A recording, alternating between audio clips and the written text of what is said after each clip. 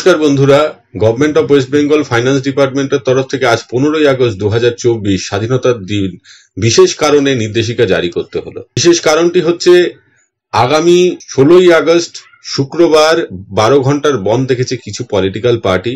তাই এই দিন সমস্ত স্টেট গভর্নমেন্টের যে office including grant in aid পায় যে সমস্ত রাজ্য সরকারি দপ্তরগুলো, যেমন স্কুল, পঞ্চায়েত বিভিন্ন, তাদের খোলা রাখতে হবে এবং তাদের সমস্ত এমপ্লয়িদের সেই দিন ডিউটিতে অবশ্যই আসতে হবে।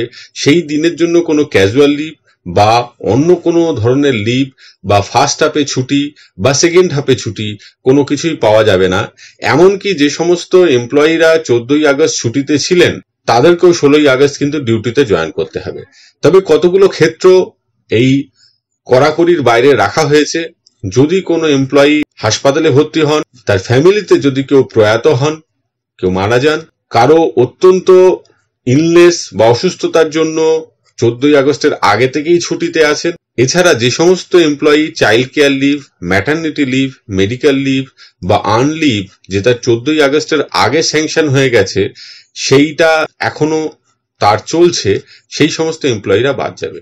এবার সমস্ত head of the institute, head of the offices, controlling authority, তারা যদি 16ই আগস্ট শুক্রবার কেউ অনুপস্থিত থাকেন তাকে শোকজ করবেন যে কেন তিনি এই দিনটি উপস্থিত হতে পারেননি, এবং তিনি যে রিপ্লাই দেবে সেটা যদি সন্তোষজনক হয়, এবং সন্তোষজনক হওয়ার যে গ্রাউন্ড, এই 4টে গ্রাউন্ডের মধ্যে হলে সন্তোষজনক হবে, তাহলে তিনি তার এই যে অনুপস্থিতি সেটা মার্জনা করবেন।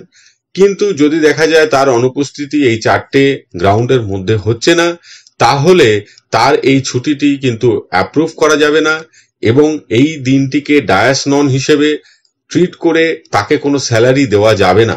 যদি কোনো এমপ্লয়ি শোকজ নোটিশের উত্তর না দেন তাহলে তার বিরুদ্ধে ডিসিপ্লিনারি অ্যাকশন নেওয়া হতে পারে। যে কোনো বন্ধেই আমরা সাধারণত এই ধরনের নোটিশ রাজ্য সরকারের তরফ থেকে দেখে আসছি বিগত বহুদিন ধরেই।